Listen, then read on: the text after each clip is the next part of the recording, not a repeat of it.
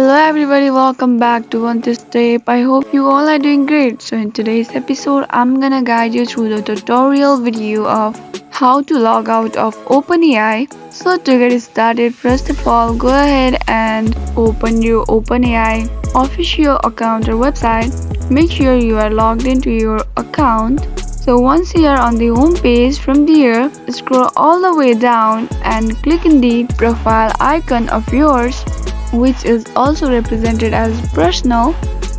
Click on it and there you will be seeing several options. Among them is the logout option.